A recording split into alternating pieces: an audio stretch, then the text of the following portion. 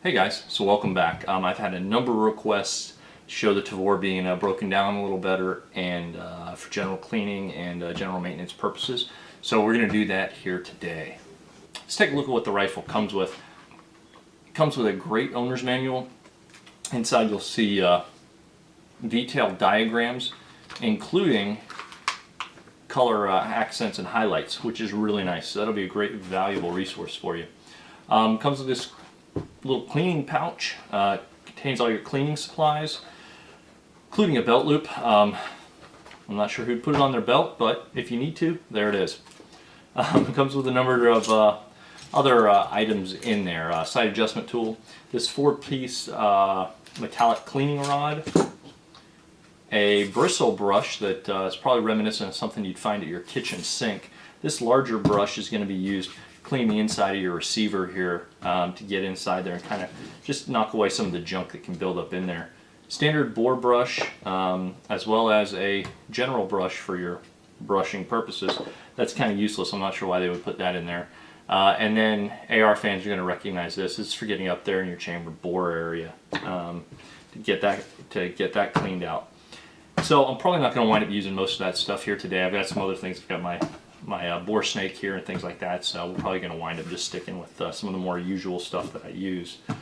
As far as cleaning products are concerned, generally with cleaning products, I would always stick with something like standard Rem oil, Hoppies number 9, some Remington bore cleaner, which I used for the longest time. Weapons maintenance isn't one of my favorite things. It never has been. I don't like cleaning guns. I won't hide that from anybody. I hate to clean guns. But from time to time it has to be done, and the longer you put it off, sometimes the more hassle and headache you can be trying to get some of that stuff off. So what I'm going to use today is a few products from Slip 2000. I've got their EWL Extreme Weapons Lubricant, which I'll use to finish things off. Then for general purposes, I'm going to use their 725 gun cleaner and degreaser here today. I want to try a couple of these out here and see how they do. They're biodegradable. They're supposed to be non-toxic and a little healthier for you than some of the other stuff that we may have used in the past, which is flammable and other things. Probably not going to use. They've got one other product that's a bore cleaner, and it's used to remove like some more stubborn carbon and lead buildup, plastic fouling, like shotguns, things like that. So kind of multi-purpose. Probably don't need to use that. I've only got a few hundred rounds through here at this point. So I'm going to assume that the 725 gun degreaser is going to take care of that right now. So let's go ahead and get started. All right, guys. Before we go ahead and break this down, we're going to want to do a chamber check. Make sure the weapon is empty. Make sure you pull the bolt to the rear. Look inside there. Verify all the way down as far as you can into the bore itself. Make sure there's not a round or a cartridge in there. Verify it's empty. At this point, the weapon is cocked, which is good. We want that hammer to be in the down position and cocked when we take this out and when we reassemble it. So keep that in mind. You can use the tip of a bullet to put this out. I've actually got a punch. You can use one of those. Punch this top pin out, pull it all the way. It's a captive pin, so when it comes all the way to the end, you'll hear it click and snap out into place. Back of your buttstock drops down, and you can pull out the entire bolt carrier assembly at one time. Notice I've also got this little cloth down here. Just kind of keep up any mess or anything else that's there. While we're at this point, I'm also going to take out the trigger pack, the trigger assembly. So again, we'll use our punch.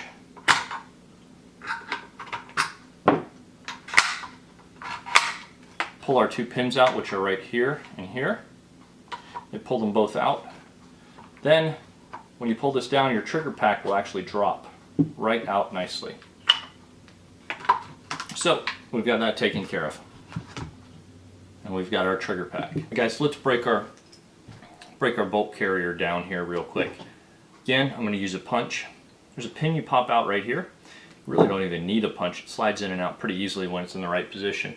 When you're taking this apart, make sure you pull this all the way to the rear. It'll free up your internals there and make it easier and possible to break this guy apart.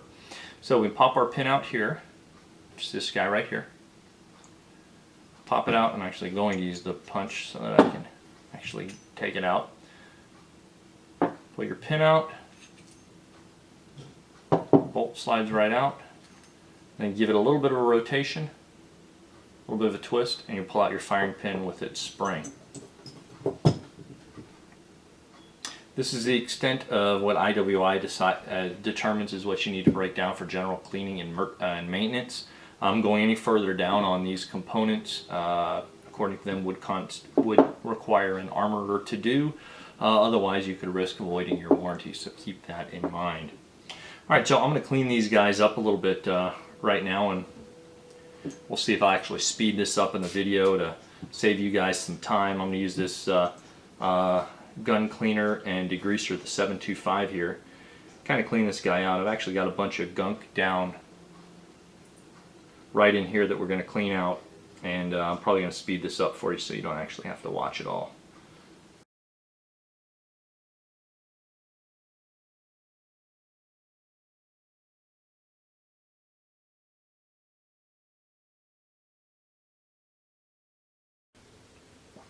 Alright guys, so I gave it a quick down and dirty cleaning. Thus far the 725 gun degreaser seems to do a pretty good job of getting some of the carbon and gunk and stuff off of there.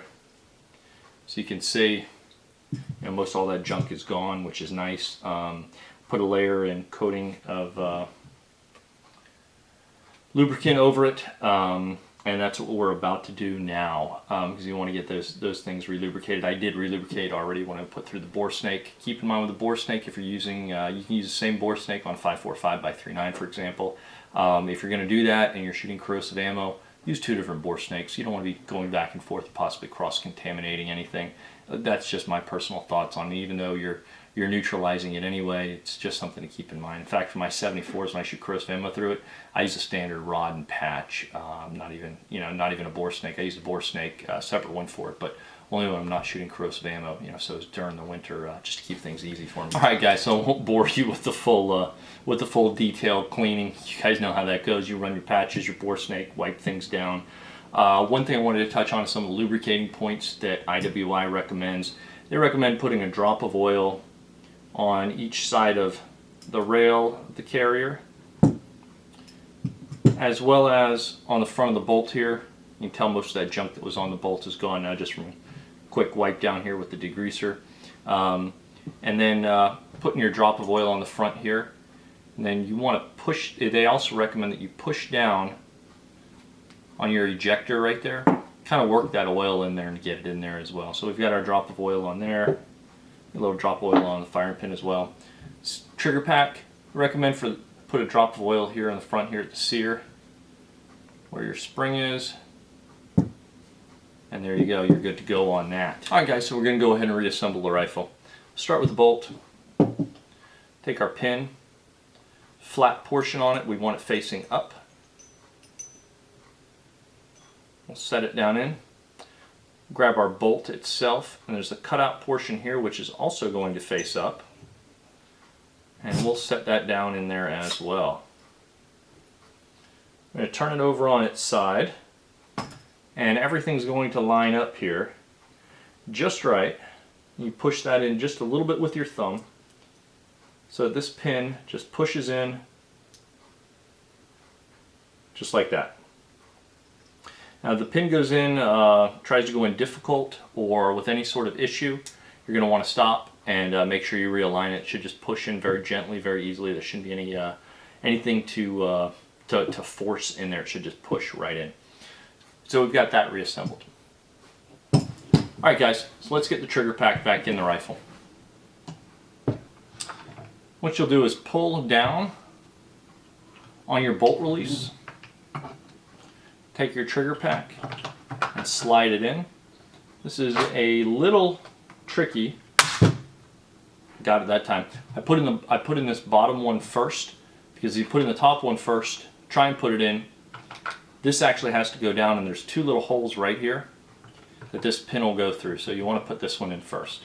Then we can let that close. And since this one's already holding it in place, it shouldn't be too difficult to get that pin closed either. Alright, so we've got that in. Next we want to insert our bolt and carrier. Pull the butt plate down. Make sure your charging handle is all the way forward. Take it and insert it straight in. It's going to stick out just a little bit, have a little bit of a spring to it.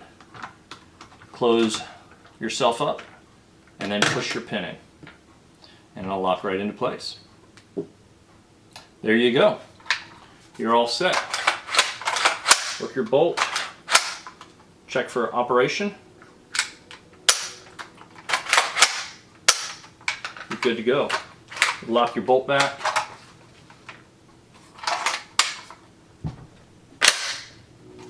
That's it. Some final thoughts on the Tavor and weapons maintenance. I hate cleaning guns. Absolutely hate it. Cleaning this one isn't that difficult.